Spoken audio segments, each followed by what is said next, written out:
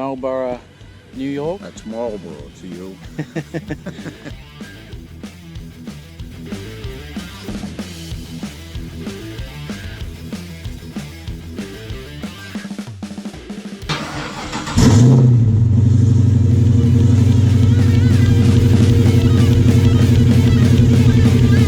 The now downside is that now Rick is driving my car. That is the big negative. And last night he was driving my 62 Savoy, and at every traffic light he did a massive burnout. Don't believe it. I wouldn't do that. Oh, no, I got witnesses. Payback is a bitch. Is it on film? No. That it didn't happen.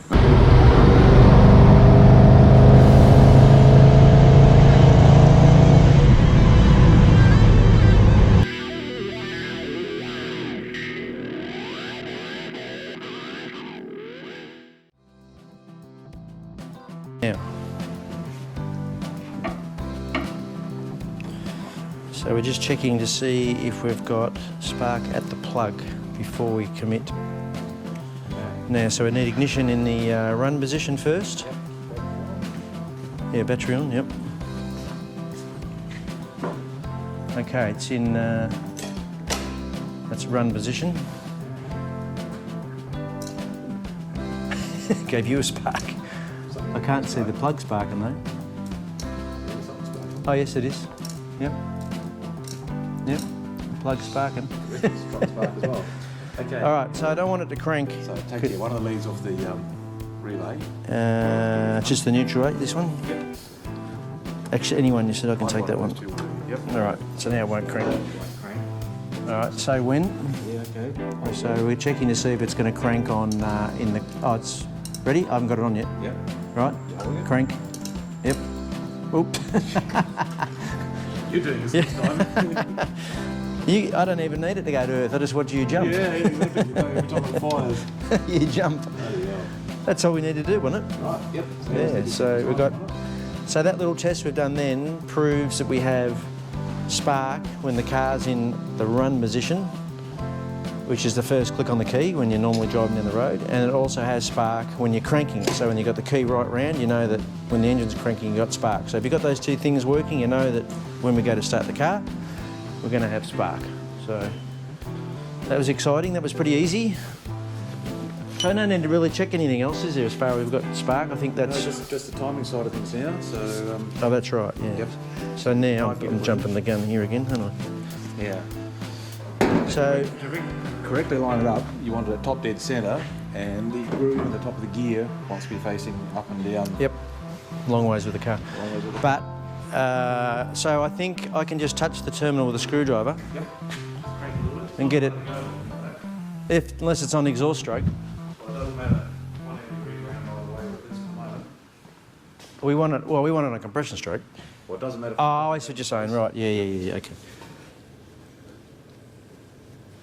Righto, you ready? Yep. That's... Yep, woo, that's it. That's just about top dead centre there. So Wow, that was clever. well done. Yeah, you got a large screwdriver? One bigger? Let's see. So... Put a little bit of glue on the shaft of that first. Yeah.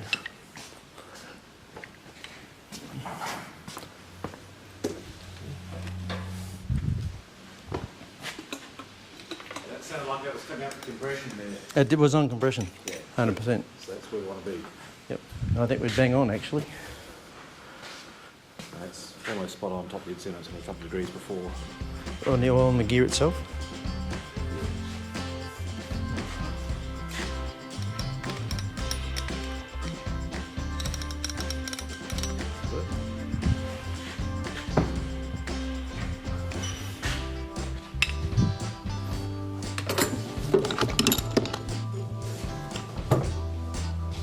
Guess as to what angle that goes in it, because of course it rotates. Yeah, you might have to pull it back out again with the light. You look like you're in the ballpark. Oh, too far back. Ooh, yeah, pretty good. You've done that before. Pretty close. Yep. Well, how close are you down there? Well, Oh, yeah, about 10 degrees advance. yeah, something like that. So maybe we need to go a bit more because it rotates anti-clockwise being a big block, so it's really going past. Will it come back up? Yeah, rotate it, try and do Okay. it. Yeah. I reckon. Go. I reckon it'll be too far. Although you're saying it's in advance, so you're back in the same spot. So we're trying to drop the oil pump drive. Let's have a look at it. Yeah, you're right, just a little bit past. Yeah, that's good. Yep. It's like saying rotates anti-clockwise. Yeah, so yeah, 10 yeah. degrees there will get it in the right yeah, spot. okay, yeah. So on a big block riser, it's got a flat drive on the distributor. And so you can only be two positions, 180 degrees out one way or the other. And if you set the drive parallel with the line of the drive line, that sets you up for number one position on your spark plug on the distributor. So it's all goodera if you do that. All goodera.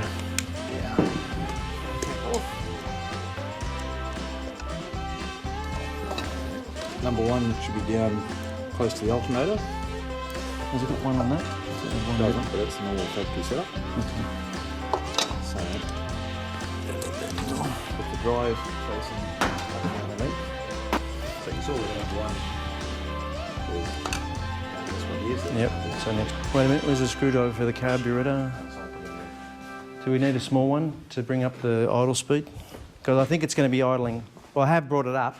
Yep. But it may not be fast enough. I'll connect the fan, not that we'll need that immediately, but... Well,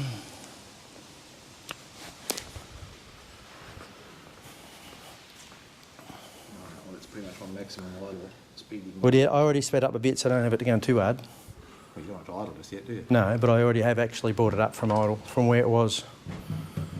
So, I don't know. It's got to be about 2,500, isn't it? All right. There goes nothing.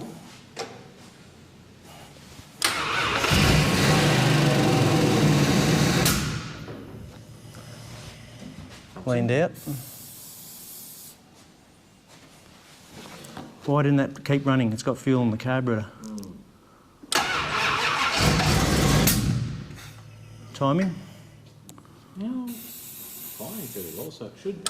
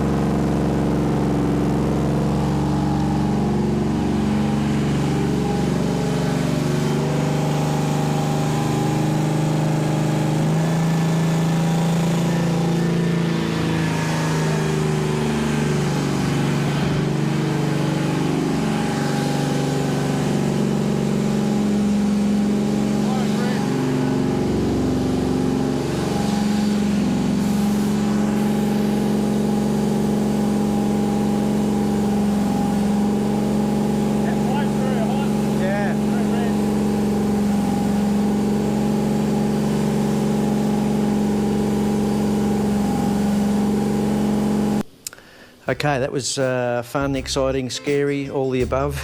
It's always scary starting a new motor up. So I had a beautiful textbook start with it firing instantly and running the revs up straight away. But Managed to, one of the spark plug leads is really close to the extractor and actually caught fire, so that's why we shut it down the first time. And then started the second time, thought we could hear a bit of a noise, and then when you're into the dash, I noticed that the oil pressure light had come on. This car's only got a light, hasn't got, only got an, I call it idiot light. So that was a bit scary. So then we started up after we put an insulator on the lead, started up, and I put an oil pressure gauge on this time, and it was reading at idle 45 psi, and as soon as you pick the throttle up, it went to 65. So you know, as long as you've got oil pressure, it's all good. So anyway, we'll start it up and listen to it at idle. This will be the first time for you guys.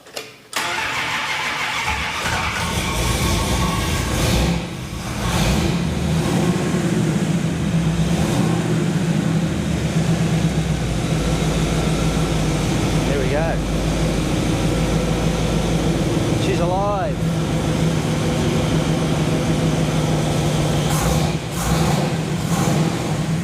Unfortunately, I've got the timing light. I should have had it, I've left that at home, so we've just guessed the timing, but it should be okay.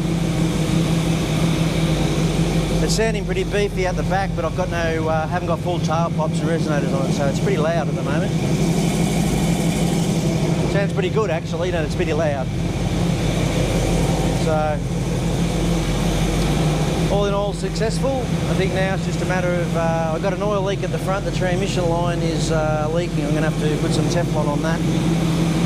And now I've got a little bit of an oil leak because I've got this gauge screwed in temporarily, so I've got to shut it off. But all in all, it went well, Ian. I think we did all right. All good. Thank you for your help. Now I can think about, well, cleaning up a few of those things and then moving on to the, well, I've got to see if I can move it next. Trying to move it for the first time.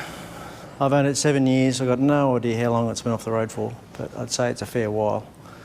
So, big occasion. Hopefully it's going to go in gear and move forward. Let's wait and see. It's all together, ready to roll. So we ran the cam in last night. Had to fix up a couple little problems. Transmission line leak. I had a rear brake hose leak. A couple little things, not too much. So let's see if we can put it in gear and move forward. Assuming it'll start. I never actually tried to put it in gear yet, so I've got to sit on the floor. There's no seat yet. Okay. Here we go.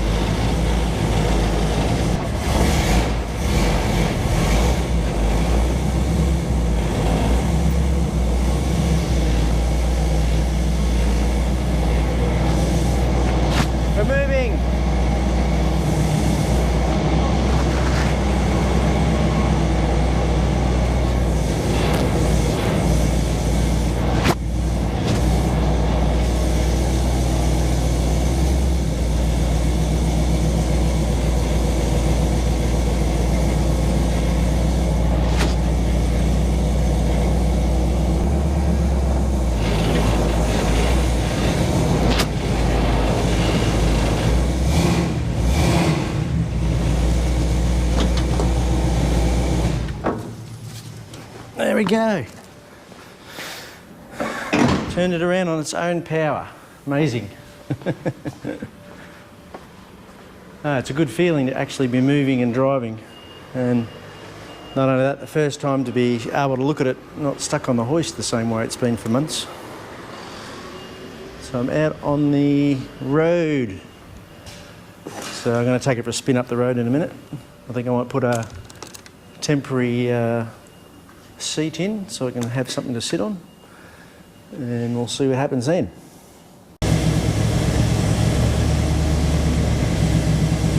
Righto, going for first test drive. Got your safety goggles on because I haven't got any windscreens, front and rear. It's a little bit blowy. Everything's rattling. I've got hood bows that are loose. You know, obviously nothing's connected, so I'm only interested in it driving and see if it goes through the gears.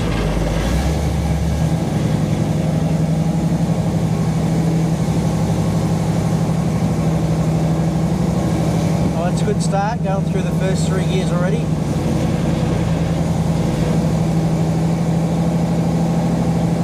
I don't think it'd stand out too much on the road with no bumpers, no tail lights, no headlights, no bonnet, no windscreen, no back screen.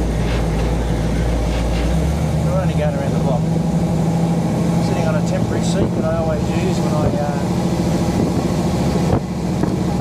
get the cars going. Steering wheel's off. That's, I haven't had a wheel on it yet. I've just set it up myself, the front alignment. So it's not going to be too good. I've got dust blowing around everywhere.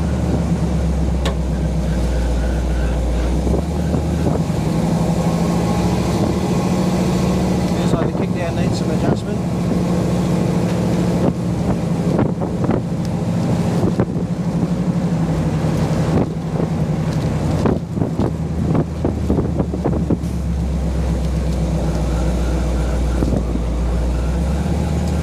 Temperature gauge seems to be climbing very quickly for such a short distance. I'm not sure what to make of that yet. Basically, building your cars, it's 1 step forward, 2 steps back, get them running, and then you find out what's wrong with it. Yeah, the kickdown definitely adjusting.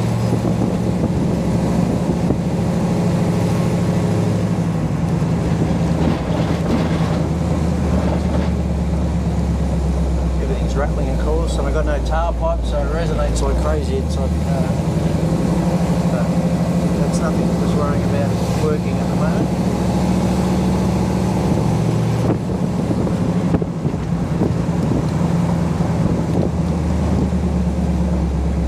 Aren't too bad, could do with a little bit of a bleeding in the back brakes, so only a gravity bled them.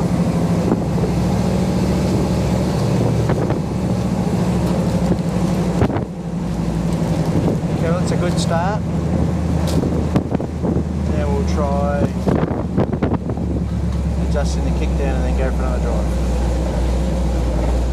And also make sure there's nothing leaking under the car. So far, so good.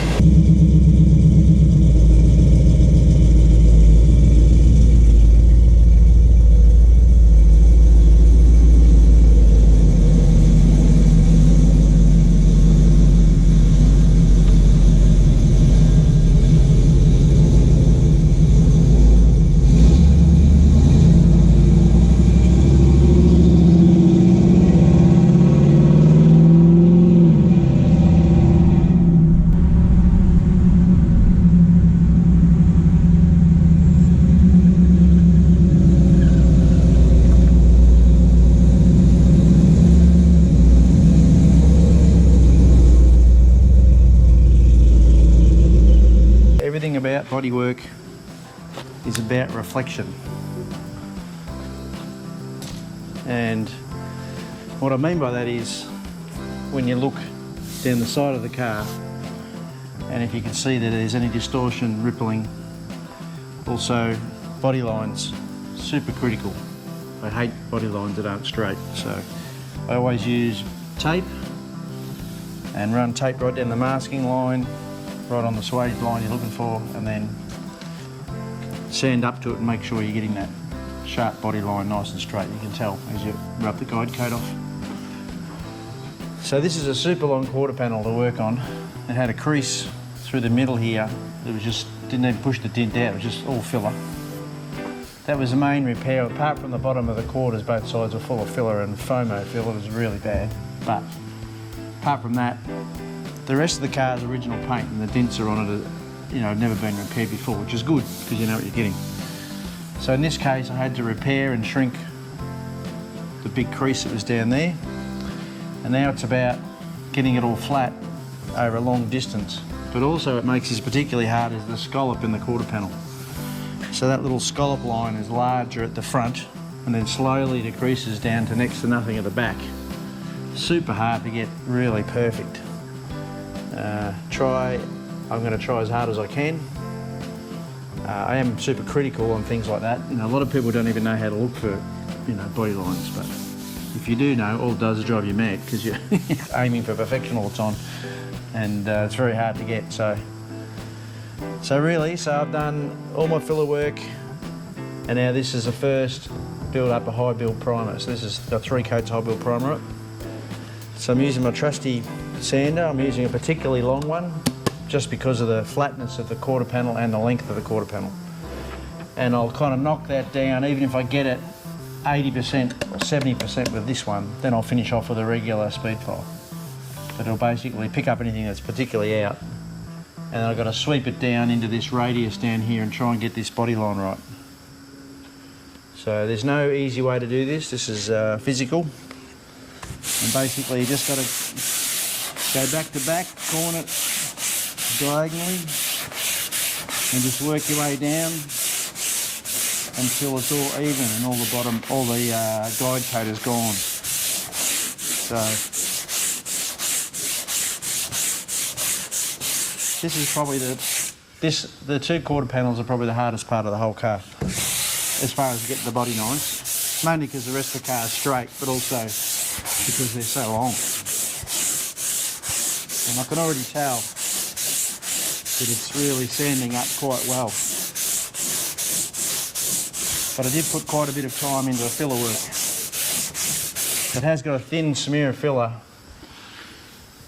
You know, most of the length of the quarter panel, it's the only way you're going to really be able to smooth it out and get it to where you want it.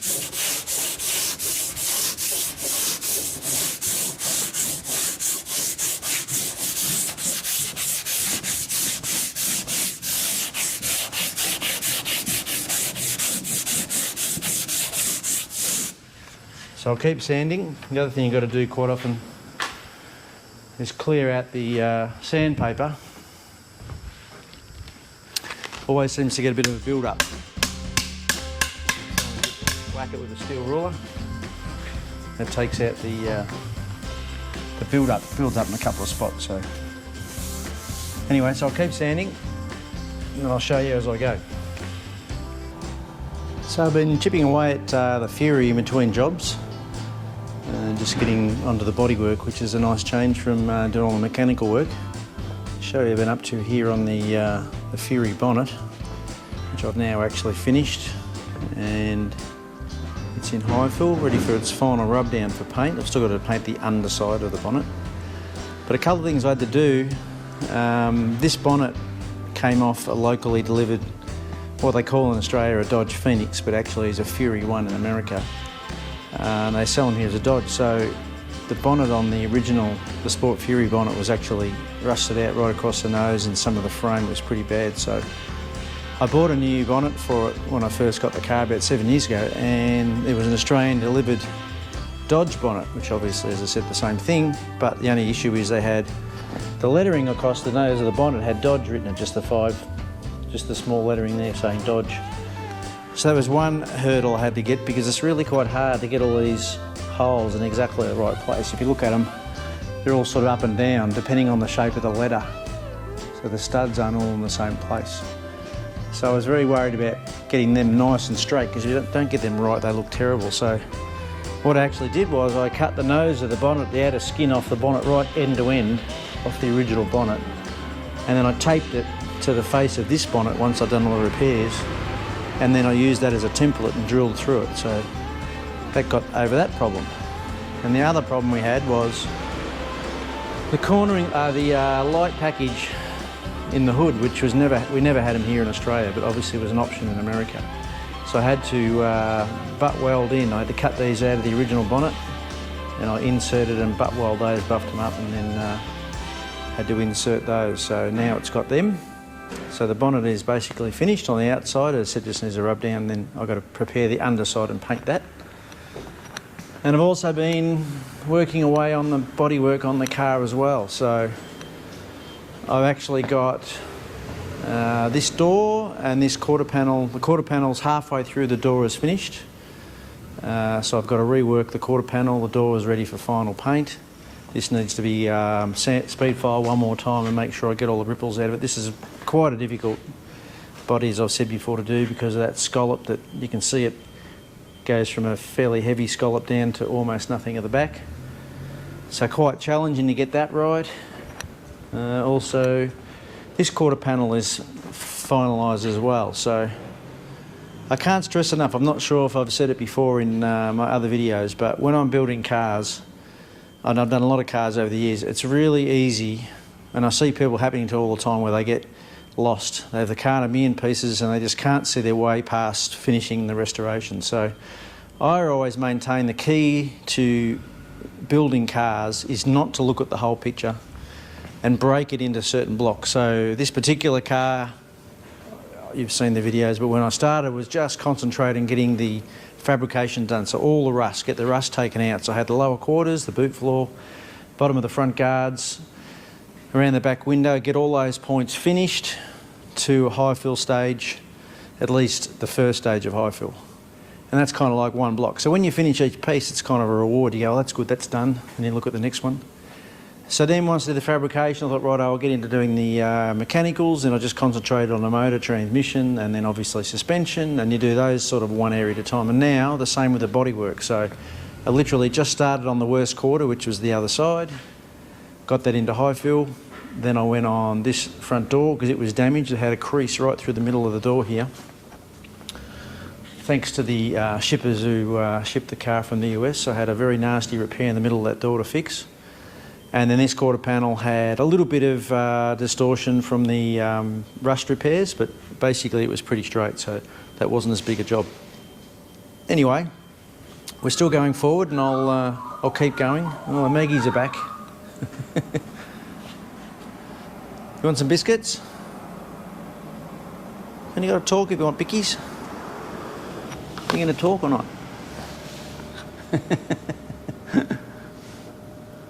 It's all right. I'm not going to hurt you. I'll get some. I'll get a biscuit for you though. Going to do some singing? Oh, they're bashful now. They saw the camera and they don't want to sing. Come on. I'll go and get them something to eat. That's what they're here for. They don't love me, they just like their biscuits. I've been getting busy on the Fury. So, I'll do a walk around. We have most of the bodywork done. So I'm starting to get excited now because it's I can see the end of the rainbow, or the back of the hump, whatever you want to call it. So I have done, I'm still sectionalising the bodywork just like I always do, to try not to get too lost. So the quarter panel, well basically both sides of the car and the bonnet are now had two high build primer coating. So what that means is you basically put 3 coats on, then you speed file the whole panel and you pick up maybe anything you might have missed when you did any of the filler work or sanding work, any dents you might have missed. And then I finish with another 3 coats of high build, and then I use that as a final to block it down. So when you go over the panel twice, it's surprising what you miss the first time, and it just gives you hopefully a perfect job. That's the plan, or close to perfect. And I like to have it look pretty nice. So yeah, so the quarter panel, very long, as I've said before, quite a difficult panel to do, especially with that scallop line going down the side, down the bottom there. Just have the panel behind the back window, which I haven't done yet, so that's the next job. Tops of the quarters, around the back window, and the boot jamb. Get some stuff in the way here.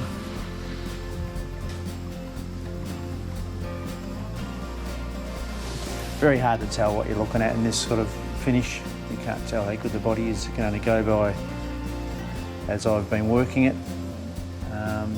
You get an idea how good it's going to be. So the bonnet with all the modifications to it I talked about. Sitting there nice, good gaps and alignments. hard to appreciate the car, the shape of the car. I mean, once this car's shiny and the chrome's back on, like, it's surprising how they're beautiful shape. At the moment it looks a bit like a battleship, but that's just the way it is. When they're in primer, you can't see all the definition of the shape. So like I said, I've got a bit more to do in the back area. It's pretty clean. And I think I've shown you the dash before. I'll show you under the hood. So I've tidied this up now. So I'll try and get some light here. Giraffe keeps complaining I don't have enough light. So I'll put some manually, put some light up in it, so you can get a bit of an idea. I've cleaned up the underside of the hood. Got the new underlay insulation. Just cleaned all the fittings up. Tidied up inside the inner guards. Like I've said this before, this is going to be a tidy driver. I'm really not trying to win shows, but I want it to look neat. So the inner guards are all cleaned up. Obviously it's a bit dusty because it's been sitting in the workshop, so I'll give it a final clean when the time comes. But it's starting to look really good. I'm starting to get excited because once the bodywork's finished, it's really the fun part after that. Then you can start looking at putting all the shiny bits on, the wheels, all the good stuff. Yeah, so that's the update for now. I'm waiting on a boot lid. Believe it or not, the boot lid was shot, which I knew when I bought the car. And I bought another boot lid, which I thought was fine. And then when I closely looked at it, it really wasn't good enough. So I've actually sourced another one, which will hopefully coming in the next week. So hopefully that won't hold me up. So back panel, tops of the quarters, boot lid, and then we're on our way. Well, one of the little handiest tools I've probably bought over the years is basically a universal spot welder. This one's called a Stinger, but I'm sure there's other brands for the same thing. Perfect for this situation. So when I've welded this back section, I'll weld it right on the edge of the original body line. Well, even though it came up actually really well, I still had a little bit of distortion on the edge here, and this was the worst one. There was a high spot right here and a low spot there. But the rest of it actually came up really well. Just a tiny little bit of rippling on here. So just a little trick or a little tool that's handy to have, this little spot welder.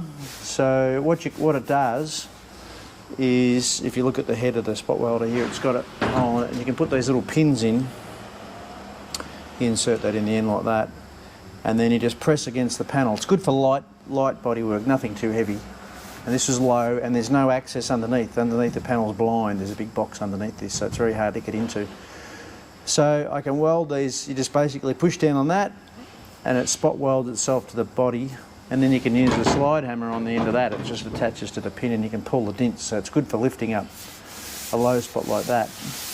Now, and also in reverse, what you can do is you pull the pin spot welder out, and you put this little pad in, and that just goes on the end there. And basically what you can do is you can shrink. You can make up tiny little shrink spots, and then I quench it with a damp rag. Now it's very slow. It won't do a big ripple, but it's perfect for this. Just a very small, subtle high spot. Just needed shrinking down, and I've pretty much got that where it needs to be. I'll give you a little demonstration on shrinking, at least.